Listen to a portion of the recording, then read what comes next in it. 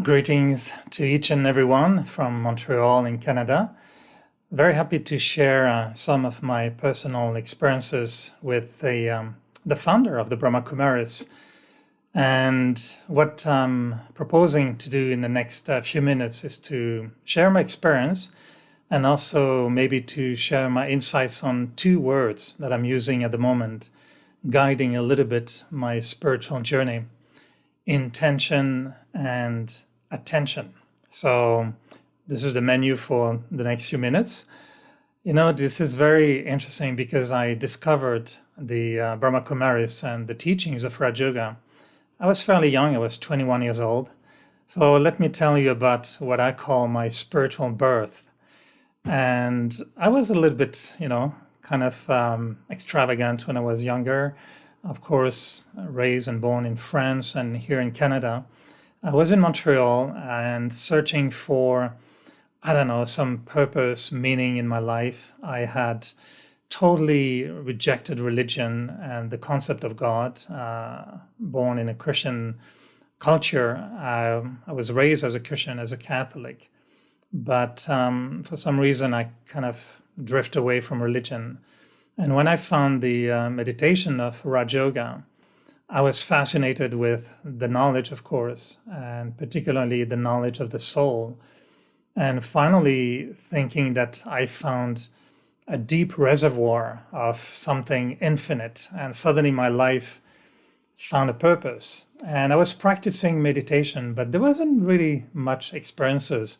I was falling asleep most of the time, I think, and trying hard to be focusing on the soul and experiencing the point of light, but nothing was really happening. And after a few weeks, one morning, I was in a class at the center. I was almost by myself, I think.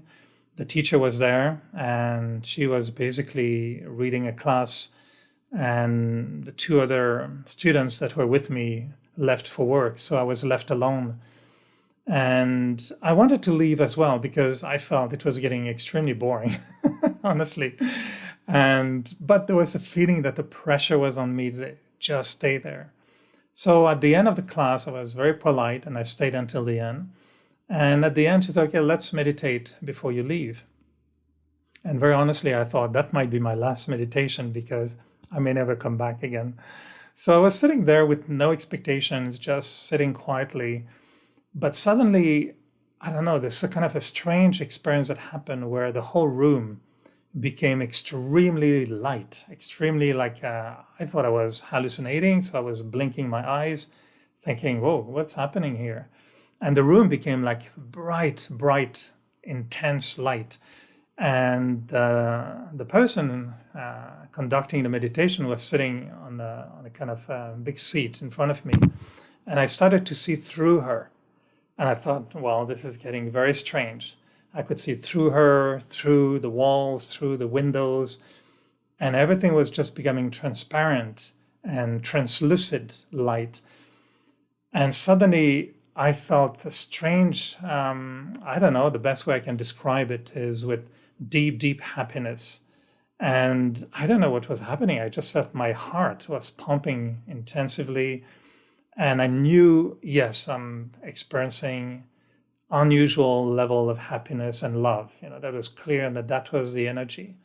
And suddenly in this beautiful experience of light, I saw really the body of light of Brahma, the founder of the organization. I heard about other people having similar experiences, but I never expected something like this. And it was so real. I mean, I have very vivid dreams. I'm a big dreamer.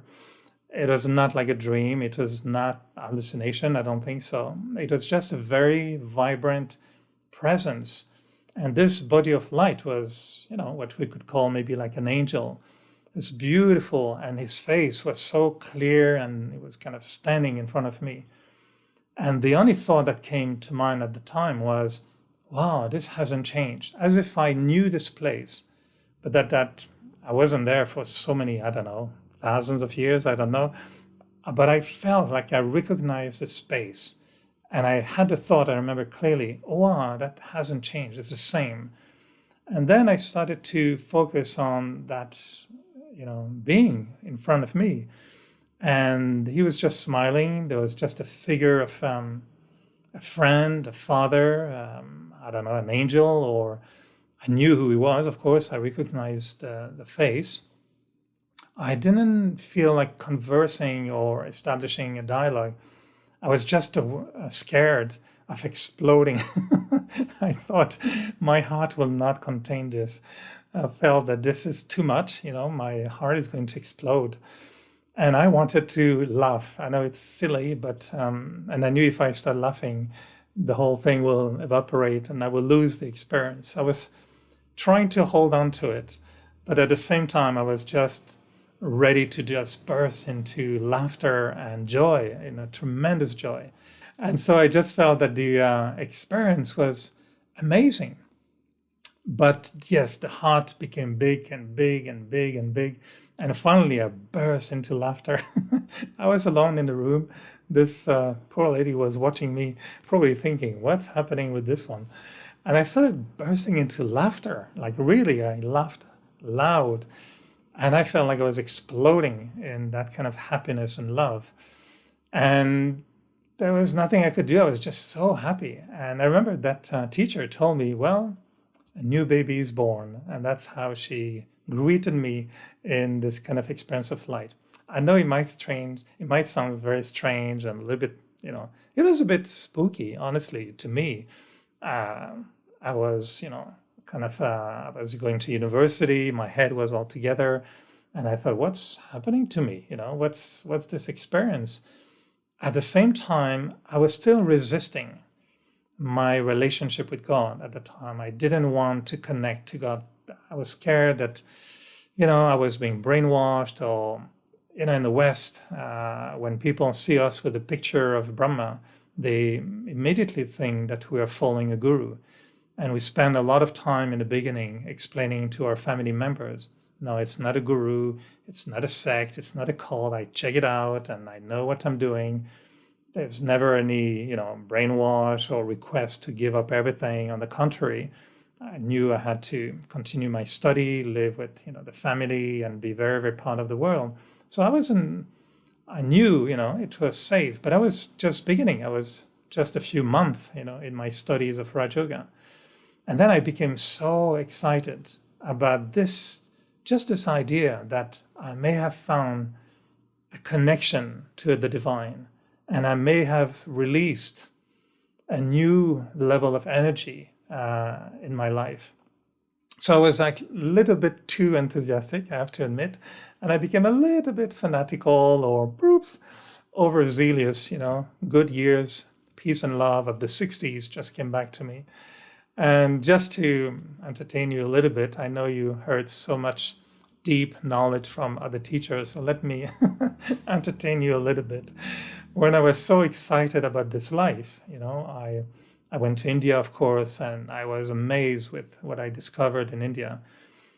And my relationship with Brahma was very interesting because I was intrigued, like it happened once, never happened again. But when I came back to Montreal after visiting India, I was so excited. I wanted to be like an Indian. I was wearing this kurta pajama very proudly all the time. And I remember in the summer going on my bicycle in downtown Montreal with long kurta pajama, spotless white, with my little Om Shanti badge, perfect Brahma Kumar on my, good stage on my bicycle. And of course the kurta, was flying, and then it was in the 80s. And so another modern young person arrived on my side on his bicycle, and he was wearing this kind of new age or modern suits, very plastic, with this little helmet that looked like, a mosquito or a kind of insect type of helmet, and very flashy colors, tight. And he was in his bicycle, high-speed bicycle. I was on my old bicycle, remembering God and feeling like, angelic mood. And he just passed by me and says, wow, what a dress. Cool, man. Where did you get it? And the reply I had was, my father is an angel and I want to become like him, like an angel. Do you want to know how to become an angel? Yes, man, this is very cool. Beauty of the 80s. And so I was so excited that I think he, what I said didn't make any sense, but he picked up the energy. And we really went along side by side on a bicycle for a long time. I went all the way up to his work. He was going to work, and I accompanied him until his workplace. And I gave him all, information about the soul and about light and about becoming pure and becoming an angel. I didn't know how to translate my experience better than in this kind of fantasy language, a very, a little bit, dreamy type of language. It took me years and years and years of meditation, study, contact with our seniors who, laugh at us and say, he's very, very excited. And yes, he's overzealous. So we become a little bit more mature, much more mature, realizing how to integrate the knowledge of Raj Yoga into our life. And it's a process, it's a long process. But all these years, of course, one of our reference is always the founder of the organization, Brahma. We call him affectionately Brahma Baba, the father of Brahma. And to me, yeah, he was an older man. I was, early 20s, as I said. The age difference, the culture. I mean, he was born in the 1800s. This is like 2 centuries ago now. So it was like totally different culture, generation, language. Everything was very, very different. But the attraction of the role model and what we were hearing about his life, in the beginning, I thought these old women, they are a little bit, making it up and they're exaggerating. And when they were telling us about Brahma being so amazing and he will look at you and then you will feel like you're flying like an angel, I thought, I don't know, maybe they were eating too much sweet at the time, They like those little prasad and the toli, and I thought maybe they're overeating sweets and their brain is a little bit too excited. And I think they're exaggerating how they relate to this old man, and most of them must have been very fascinated by him. And he was older, he was like a grandfather figure, a father figure. And yes, very charismatic probably, and, incredible personality. And it's only really, honestly, after many, many years, maybe 20, 25 years, that my relationship with these women, which we call the daddies, my relationship with the daddies was so strong. And I started to witness their life closely. I mean, I spent time, in the morning, meditating with them, going to their class, going for walks with them, having private meetings with them many, many, many times, watching them dealing with deep, difficult situations, handling, certain difficult issues. I was watching them for 20, 25 years. And then when people will ask me, how are these women? I started to say things that I realized, wow, I'm starting to speak like they speak about Brahma. And what I'm sharing about these women start to resemble what they shared about Brahma. So maybe they were not making it up. Maybe they were not exaggerating. And now I see in my life the effect over a long period of time of what this Raj Yoga has done to me. And this feeling initially, 37 years ago now, that my heart would explode because of not able to contain so much happiness. I still have those feelings. I still feel sometimes that the love that I'm getting, the happiness, the peace, the wisdom, the consciousness, I think, that we start to play with, still stimulates me like a young little boy, and I still feel sometimes extremely excited and extremely enthusiastic about getting closer and closer and closer to something which is incredible, which is unique. I know sometimes it's very, very tough. Sometimes there are obstacles and conflicts, or I'm still having a full-time work, so sometimes it's 40, 50 hours a week of very, very demanding work with my brain and responsibilities. I'm in the media field, so not at all a peaceful, spiritual work environment. But the words that I would use today to describe my connection at the moment with the founder, Brahma Baba, would be very much those two words that I'm focusing on. Just the intention and the attention. And I find that I'm really bringing all my spirituality into these two words. What really is my intention? And I've watched, I listened to the stories of Brahma. We hear his classes. It's not just hearsay, but everything he said was recorded, transcribed, translated, so we can hear what was really his thought process. And looking at his intention, how much he wanted to know the truth, to be connected to the truth, and to absorb the truth, and to transmit the truth. I'm talking truth, not about a concept, is God this or the other? Not that kind of truth, but the truth of the essential core of himself, the truth of this light that we can experience. Either we connect as a Christian or as a Muslim, as a Hindu, and when the connection with God is happening and we feel we're transcending our, body stage, that bodilessness that he described at the end of his life, that brings us to a light, which is truth, which is a real experience of the self. And he wanted that so badly, to connect to that truth and that light. So everything else becomes the product of this light. The values, the attitude, the kindness, the love, the respect, the unlimited aspect of our human existence. And so I felt that, questioning my intention, what is it? What do I really want? What is my intention? And the more and more I phrase my intention clearly for myself, the more I reveal that intention and the truth of that intention, the more I find it easy to pay attention. And I guess it's like going on I've never been to, I've been to some pilgrimages as a Christian actually, but I went to some tours in India with good friends. And when you have a guide taking you somewhere, it's so much better than going by yourself.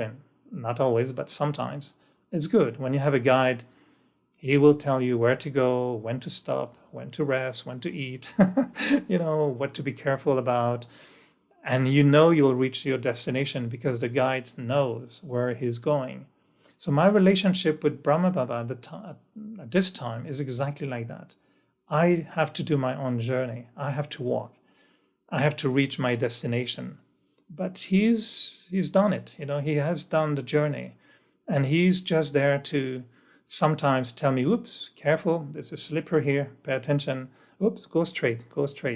Don't pay attention to this. This is illusion. This is going to take you away from your destination. He doesn't do the walk for me, but he helps me to move along on the journey. The daddies, the Daddy Prakash Mani, Daddy Janki, they are also for me now very, very big role models that I want to follow.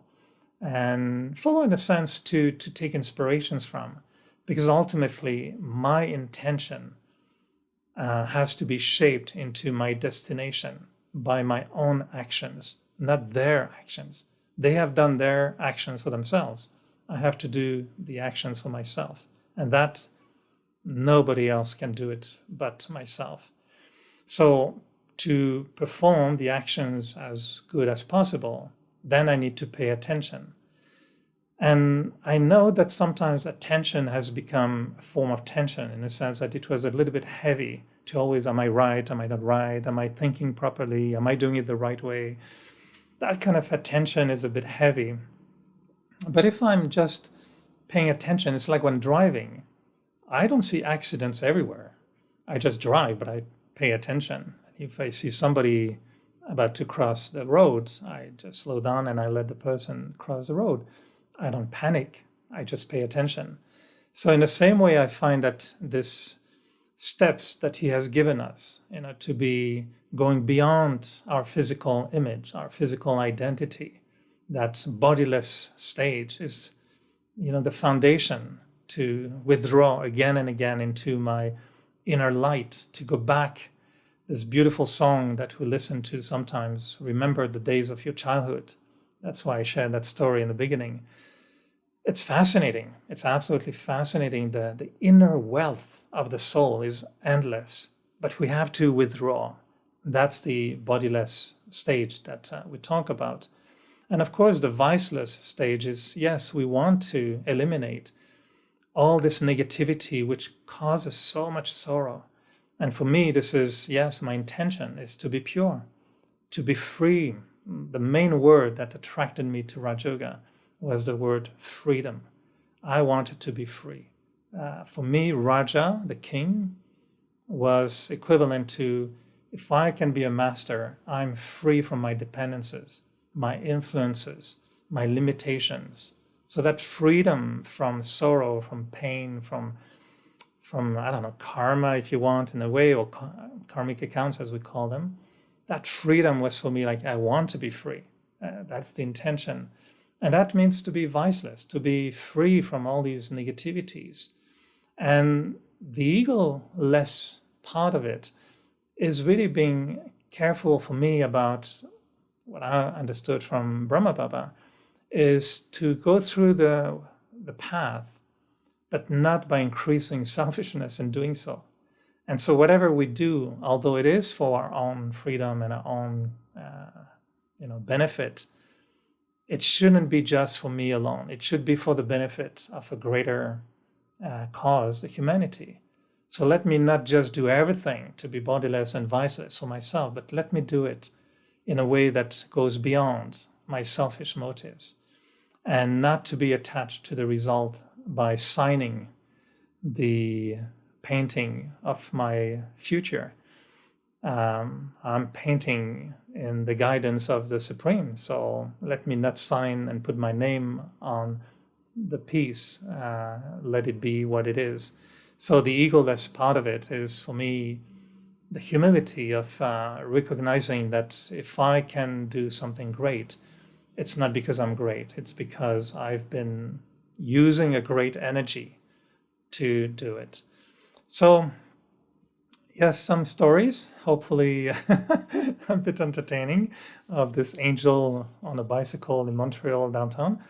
I reassure you, I don't go dressed like this anymore on my bicycle, and but I do still feel that my connection with Brahma is inspiring me to be light in all the different meanings of the word light, to be filled with love, to be filled with that light, and hopefully, to share it with everyone.